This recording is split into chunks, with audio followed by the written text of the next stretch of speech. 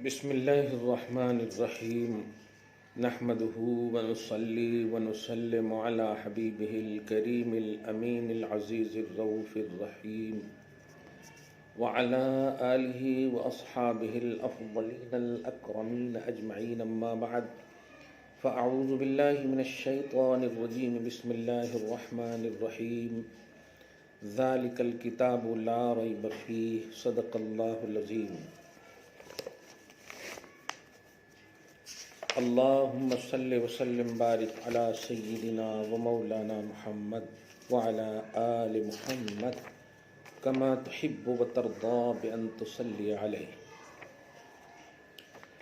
سامعین، سامعات، ناظرین اور ناظرات، آپ کی بزم خدمت میں اس ماہ نور کی عظمتوں کے حوالے سے عظمت قرآن کا عنوان لے کر حاضر ہوں۔ قرآن کتاب ہدایت ہے،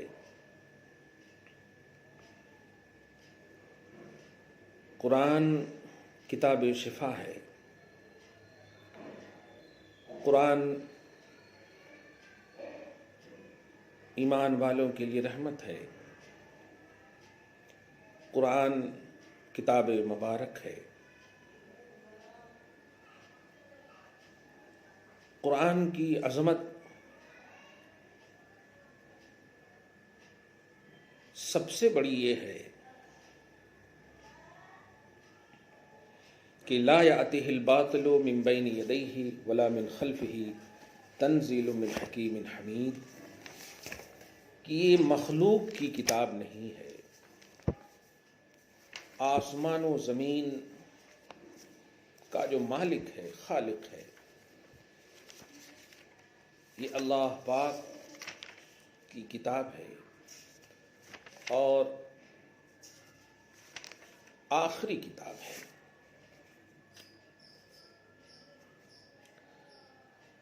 چند آیتوں کے ذریعے سے ہم عظمت قرآن آپ کے سامنے اجاگر کرنے کی سعادت حاصل کریں گے۔ تھوڑی سی توجہ سے بات کو سنیں تو انشاءاللہ فائدہ بہت ہوگا۔ اللہ سبحانہ سورہ نمبر 41 میں اور آیت نمبر بھی 41 میں، کیا بات ہے، 41 اور 42، 41 42 میں خود ارشاد فرماتا ہے انہ لکتاب عزیز، بے شک وہ عزت والی کتاب ہے۔ عظمت قرآن اس لفظ ہی سے عظمت قرآن عزت والی کتاب ہے، عظمت والی کتاب ہے۔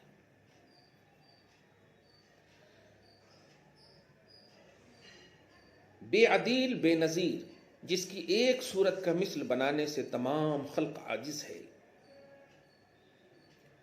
لا یاتیہ الباطل من بین یدیہ ولا من خلفہ، باطل اور جھوٹ کو اس کی طرف راہ نہیں ہے، نہ اس کے آگے سے نہ اس کے پیچھے سے،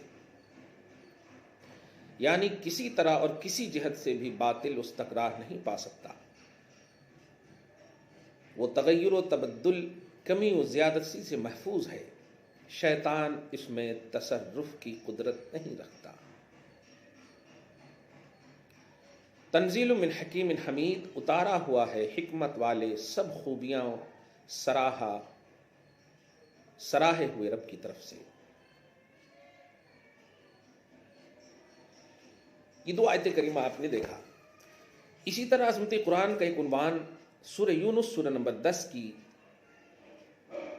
آیت نمبر 57 میں دیکھیں۔ اللہ سبحانہ فرماتا ہے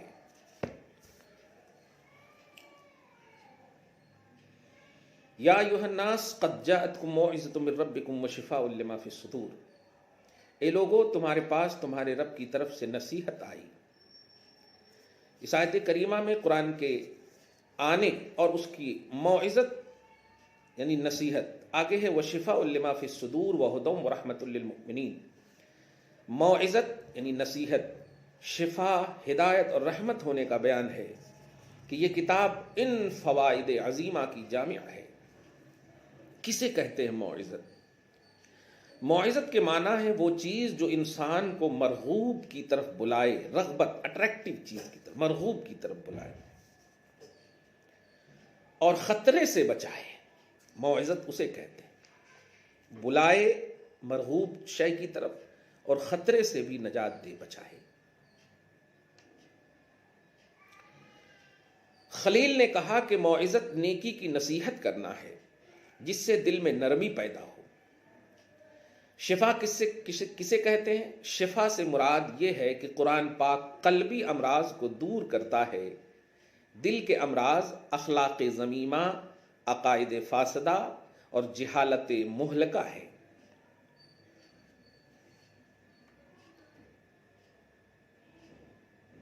قرآن پاک ان تمام امراض کو دور کرتا ہے. قرآن کریم کی صفت میں ہدایت بھی فرمایا کیونکہ وہ گمراہی سے بچاتا ہے اور راہ حق کی ہدایت کرتا ہے، اور ایمان والوں کے لیے رحمت ہے، اس لیے فرمایا کہ وہی اس سے فائدہ اٹھاتے ہیں، کفار اس سے فائدہ نہیں اٹھا سکتے.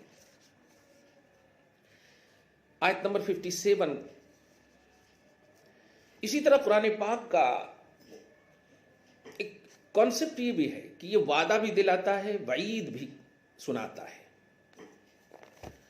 وعدہ تو دیکھیے آپ، ابھی دیکھا آپ نے 57 میں. وعید کی ایک آیت مجھے یاد آ رہی ہے،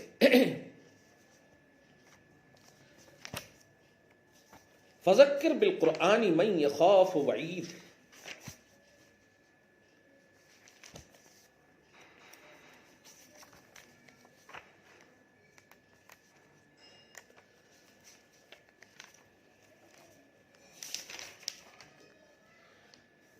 سورہ قاف، سورہ نمبر 50 کی لاسٹ آیت کریمہ.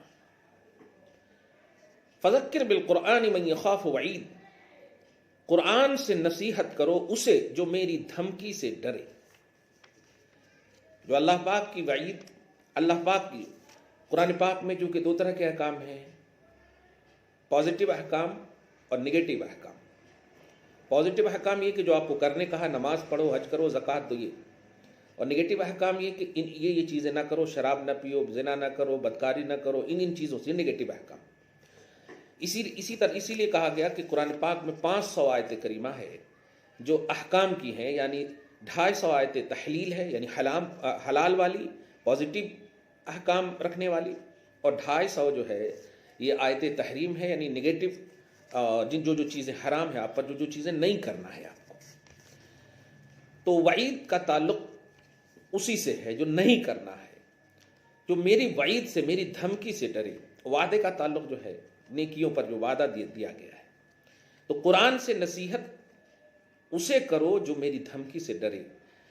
ایمان والیوں، آپ کو، ہم کو قرآن اسی وقت فائدہ دے گا جب آپ اللہ کی رحمت سے امید کے ساتھ ساتھ خدا کے عذاب کا خوف بھی رکھیں. اگر اللہ کے عذاب کا خوف نہیں ہے، اگر صرف پازیٹیو احکام کے آپ عامل ہیں، کر رہے ہیں، اور نگیٹو سے نہیں بچ رہے ہیں، معروف کر رہے ہیں اور منکر سے نہیں بچ رہے ہیں، تو آپ کے لیے کامل طور پر یہ کتاب ہدایت نہیں بن سکتی. ایمان والوں کے لیے لازم ہے، شرط ہے کہ وہ رحمت کی امید بھی رکھے، اور یعنی پازیٹیو احکام کر کے رحمت کی امید رکھے اور نگیٹو سے بچے، عذاب الہی سے بھی بچے. قرآن کی یہ عظمت ہے کہ یہ وعدہ بھی دلاتا ہے اور وعید کو بھی پیش کرتا ہے. قرآن پاک میں ایک آیت کریمہ بڑی اہم مجھے یاد آ رہی ہے، الشیطان یعدکم الفقر ویأمرکم بالفحشاء واللہ یعدکم مغفرۃ منہ وفضلا واللہ واسع علیم.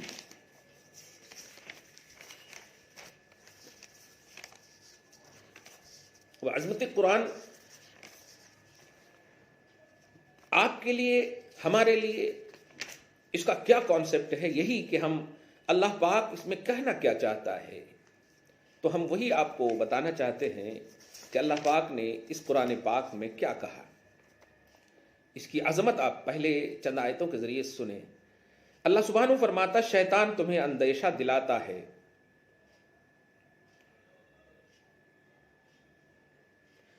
کہ اگر خرچ کرو گے، صدقہ دو گے تو نادار ہو جاؤ گے، مال کم ہو جائے گا. لیکن سنیے، محتاجی کا حکم دیتا ہے، بے حیائی کا حکم دیتا ہے، یہ شیطان کرتا ہے.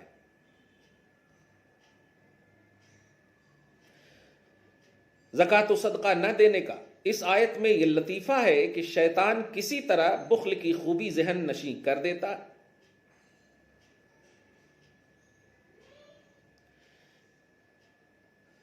کر تو نہیں سکتا لیکن کوشش کرتا، یہ کرتا ہے خرچ کرنے سے ناداری کا مطلب کم مال ہو جائے گا، اندیشہ دلاتا ہے. اس میں ہمارے لیے ایک بڑی عبرت اور نصیحت کی بات یہ ہے کہ آج کل جو لوگ خیرات کو روکنے پر مصر ہیں وہ بھی اسی ہیلا سے کام لیتے ہیں. ارے بیٹی کی شادی کرنی ہے، ارے یہ لانا ہے، ارے وہ لانا ہے، ارے یہ لانا. یاد رکھیے گا زکوٰۃ جو ہے یہ عبادت ہے، اور عبادت کا تعلق ثواب لینے سے ہے. آپ ایسی سوچ رکھیں گے تو لینے کے دینے پڑ جائیں گے. خیر، قرآن کی عظمت سنیے کہ آپ کو کس طرح سے وعد و وعید کی دنیا میں آباد کرتا ہے کہ آپ اللہ کے خیر سے محظوظ ہوں اور شر سے بچیں. شیطان تمہیں اندیشہ دلاتا ہے محتاجی کا اور حکم دیتا ہے بے حیائی کا، لیکن اللہ تم سے وعدہ فرماتا ہے بخشش اور فضل کا، اور اللہ وسعت والا، علم والا ہے. یؤتی الحکمت من یشاء ومن یؤت الحکمت فقد اوتی خیرا کثیرا. اللہ حکمت دیتا ہے جسے چاہے، اور جسے حکمت ملی اسے بہت بھلائی ملی. وما یذکر الا اولو الالباب، اور نصیحت نہیں مانتے مگر عقل والے.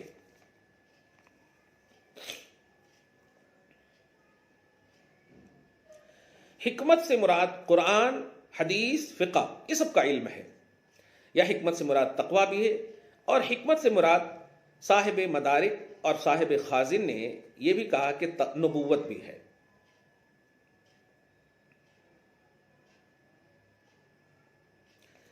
آپ دیکھ لیے ہوں گے ان چند آیت کریمہ کے ذریعے سے، ان چند آیات کے ذریعے سے آپ کو دو بات تو ضرور معلوم ہوئی ہوگی کہ قرآن پاک آپ کے لیے کس طرح سے رہبری کرتا ہے، جہالت سے آپ کو کیسے دور کرتا ہے. ایک مشہور آیت کریمہ، قرآن کی عظمت کو ذرا یہاں پر اور دل میں ذرا بٹھائے گی. جو مشہور آیت کریمہ ہے، لو انزلنا هذا القرآن على جبل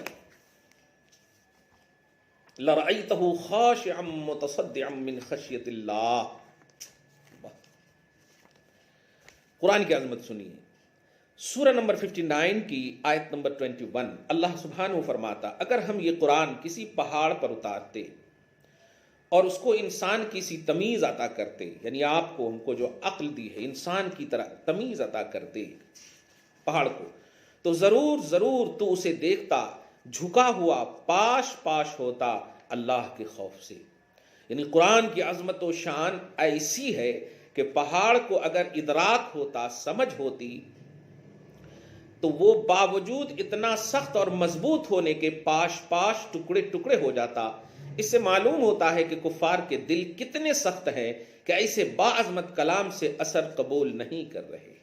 الحمدللہ، ماؤں، بہنوں، بیٹیوں، بھائیوں، مسلمانوں، مومنوں، کیا خوبصورت تمہارا دل ہے کہ اثر پذیر ہو رہا اللہ کا کلام. سنتے ہیں سکون ملتا ہے. قرآن کو ایک ذکر بھی کہا گیا، انہ لذکر، انا نحن نزلنا الذکر. تو ذکر جب کہا گیا تو مجھے ایک اور آیت کریمہ یاد آ رہی ہے، آپ ملاحظہ فرمائیں. الا بذکر اللہ تطمئن القلوب.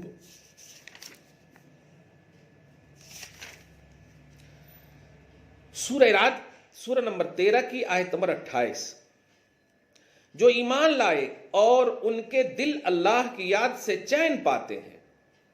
سنو، اللہ کی یاد ہی میں دلوں کا چین ہے.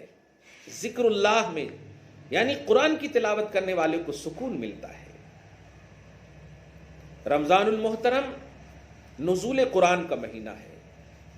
رمضان المحترم کی کوانٹیٹی ثواب کی تو آپ کو الحمدللہ معلوم ہی ہے.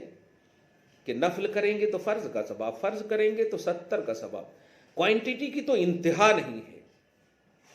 کہ مبارک ہو کہ اس کو جو عظمت ملی ہے قرآن کے تصور ہی میں دیکھیں کہ شہر رمضان الذی انزل فیہ القرآن، کہ رمضان کا جو مہینہ ہے اس میں جو عظمت ہے، اس کی عظمت کا راز یہ ہے قرآن اترا،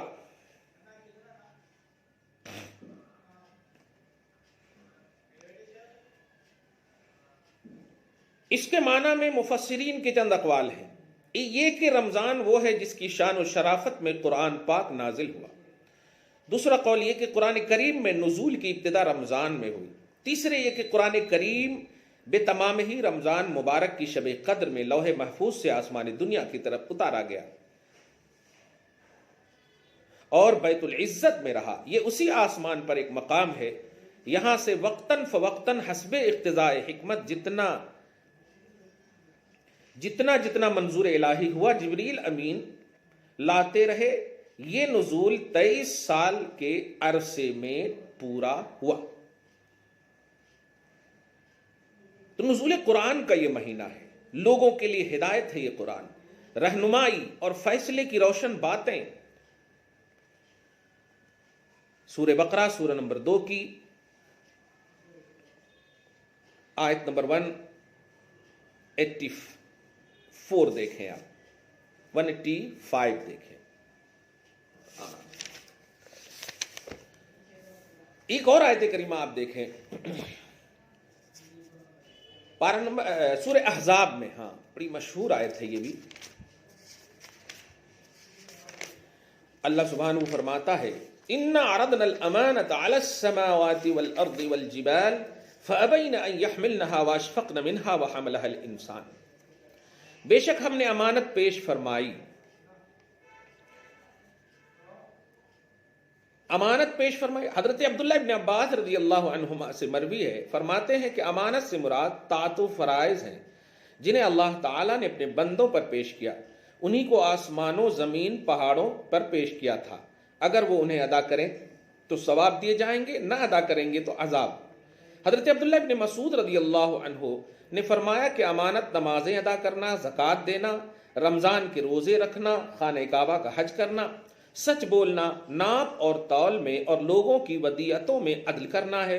بعضوں نے کہا امانت سے مراد وہ تمام چیزیں ہیں جن کا حکم دیا گیا اور جن کی ممانعت کی گئی۔ حضرت عبداللہ ابن عمرو ابن عاص نے فرمایا تمام اعضاء، کان، ہاتھ، پاؤں وغیرہ سب امانت ہیں، اس کا ایمان ہی کیا جو امانت دار نہ ہو۔ حضرت عبداللہ ابن عباس رضی اللہ عنہما نے فرمایا کہ امانت سے مراد لوگوں کی ودیعتیں اور عہدوں کا پورا کرنا ہے۔ تو ہر مومن پر فرض ہے کہ نہ کسی مومن کی خیانت کرے، نہ کافر معاہد کی، نہ قلیل میں نہ کثیر میں۔ اللہ تعالیٰ نے یہ امانت اعیان سماوات و ارض، جبال پر پیش فرمائی، پھر ان سے فرمایا کہ تم ان امانتوں کو مع اس کی ذمہ داری کے اٹھاؤ گے۔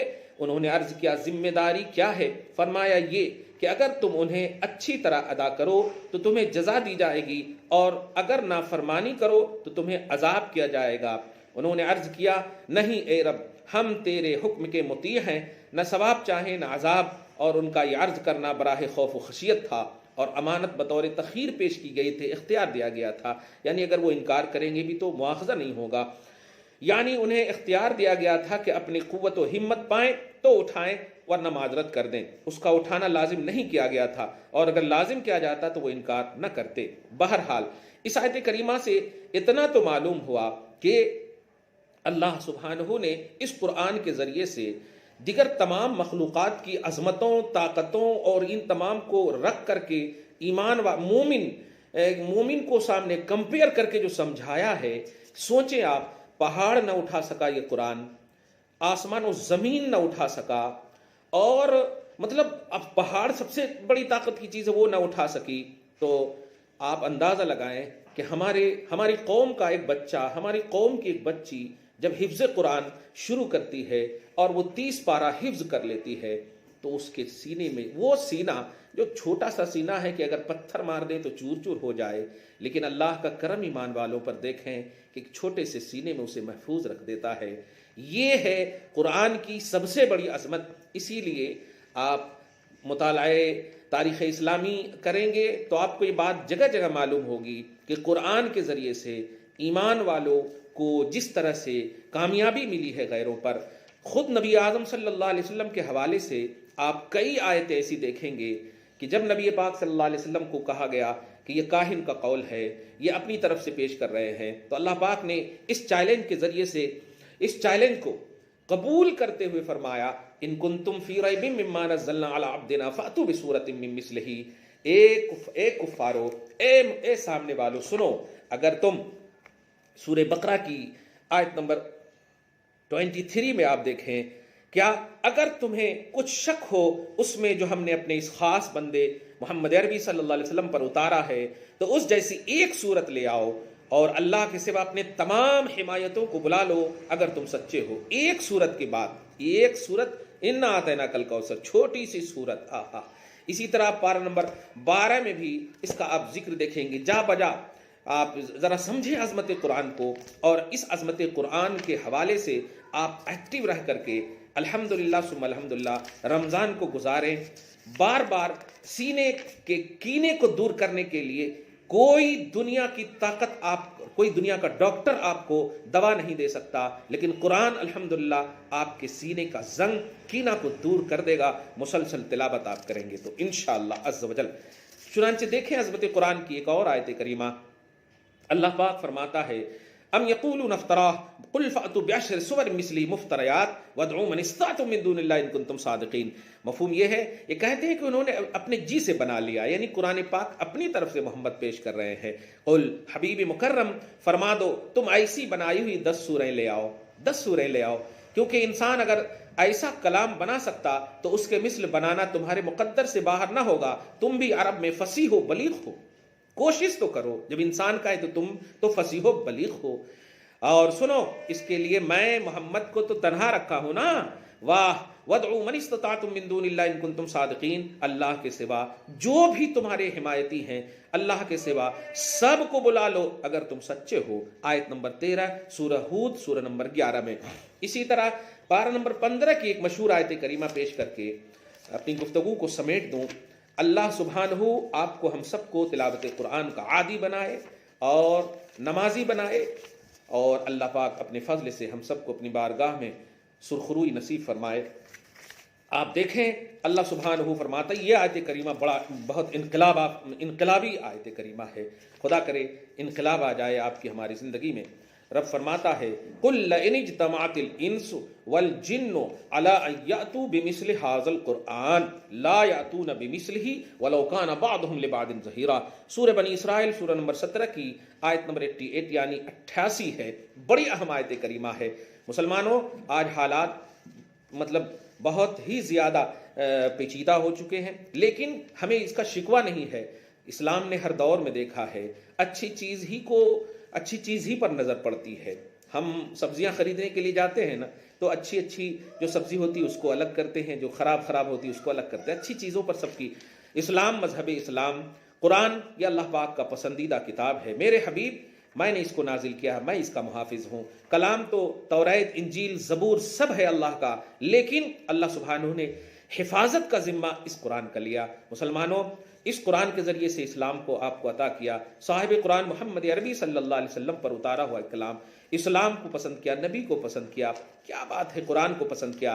ان تمام کی وجہ سے آپ اندازہ لگائیں، سورہ آل عمران کی آیت نمبر 110 جو مشہور آیت کریمہ کنتم خیر امت اخرجت للناس، تم بہترین امت ہو. لفظ امت پر اگر غور کرو گی تو آپ کو یہ احساس ہوگا کہ اللہ پاک نے امت کا لفظ فرمایا، جس کا ایک صاف مطلب یہ ہوتا ہے کہ امت کا لفظ بولیں گے تو ذہن کا تبادل نبی کی طرف ہوگا، یعنی تیرے نبی سب سے بہتر ہیں، اس لیے تو بھی بہترین امت ہے. کیا بات ہے، اس نبی پر یہ بہترین کلام اترا. اللہ سبحانہ اس قرآن کی عظمت کا کس طرح سے چرچا فرما رہا ہے. ارشاد فرماتا ہے قل، حبیب مکرم آپ فرماؤ، لئن اجتمعت الانس والجن. آج کرناٹک کی عدالت نے کہا قرآن میں نہیں ہے.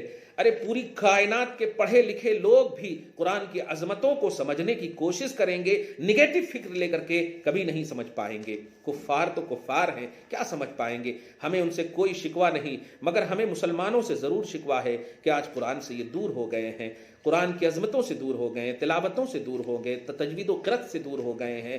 وہ قوم جن کو قرآن پاک کتاب کی شکل میں دی کہ ہاتھ میں قرآن رکھیں، آج ہمارے بچے اور بچوں کے ہاتھوں میں موبائل ہیں۔ اے اللہ، ہم دعا کر سکتے ہیں کہ تو ہمارے بچے اور بچوں کے ہاتھ میں قرآن عطا کر دے۔ خیر، آپ دیکھیں قل لئن اجتمعت، فرماؤ میرے حبیب اگر آدمی اور جن سب اس بات پر متفق ہو جائیں،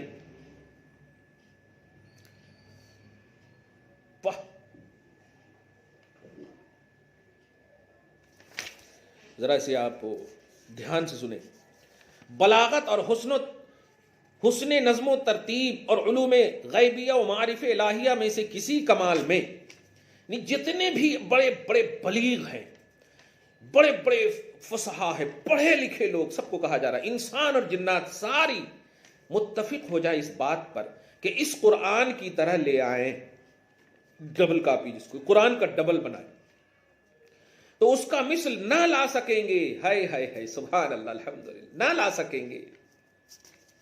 وَلَوْ كَانَ بَعْضُهُمْ لِبَعْضٍ ظَهِيرًا، اگرچہ ان میں ایک دوسرے کا مددگار ہو۔ شان نزول دیکھیے، مشرکین نے کہا تھا کہ ہم چاہیں تو اس قرآن کی مثل بنا لیں، اس پر یہ آیت کریمہ نازل ہوئی اور اللہ تبارک و تعالی نے ان کی تکذیب، کافروں کی تکذیب کی کہ خالق کے کلام کی مثل مخلوق کا کلام ہو ہی نہیں سکتا، اگر وہ سب باہم مل کر کوشش کریں جب بھی ممکن نہیں کہ اس کلام کے مثل لا سکیں۔ چنانچہ ایسا ہی ہوا، تمام کفار عاجز ہوئے اور انہیں رسوائی اٹھانا پڑی اور وہ ایک سطر بھی قرآن کریم کے مقابل بنا کر پیش نہ کر سکے۔ آج انڈیا کی خاص طور سے بھارت کی سرزمین پر عدالت کا کیا حل ہو گیا ہے؟ قرآن پاک رکھتے ہیں لیکن قرآن پاک کے مواد اور مضامین سے ناواقف ہیں۔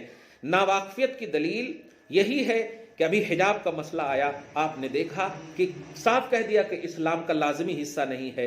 کیا قرآن پاک سورہ احزاب کی آیت نمبر 59 میں نہیں فرمایا گیا اے نبی اپنی بیٹیوں، یا ایھا النبی قل لازواجک و بناتک و نساء المؤمنین، اپنی بیویوں اور بیٹیوں اور مومن کی تمام عورتوں سے پردے کا کانسیپٹ ہے۔ سورہ نور کی آیت نمبر 30 اور 31 نہیں ہے، یہ قرآن میں ہے، کہا اسلام کا لازمی حصہ نہیں، جس کا صاف مطلب یہ کہ قرآن کو یہ اسلام نہیں مانتے ہیں۔ مگر اے مسلمان، ہمیں ان کا شکوہ نہیں ہے، یہ کس کے تحت کام کر رہے ہیں آپ کو سب معلوم ہے۔ بس ایک لفظ کہوں گا آج کے اس عظمت قرآن کے عنوان میں کہ میں نے چند آیتوں کے ذریعے سے آپ کے دل میں صرف عظمت بٹھانا مقصود نہیں ہے، بلکہ پریکٹیکلی زندگی میں قرآن کی تلاوت، قرآن کا فہم، قرآن کا مطالعہ، یہ میں دینا چاہتا ہوں اور امید کرتا ہوں کہ عظمت قرآن آپ کے دل میں بیٹھی بھی ہوگی الحمدللہ۔ ساتھ ہی ساتھ آج کے بعد سے آپ ضرور 24 گھنٹے میں کچھ لمحے، کچھ وقت ضرور نکالیں گے قرآن کی تلاوت کے لیے، ٹرانسلیشن کے ساتھ، ترجمہ کے ساتھ آپ پڑھیں۔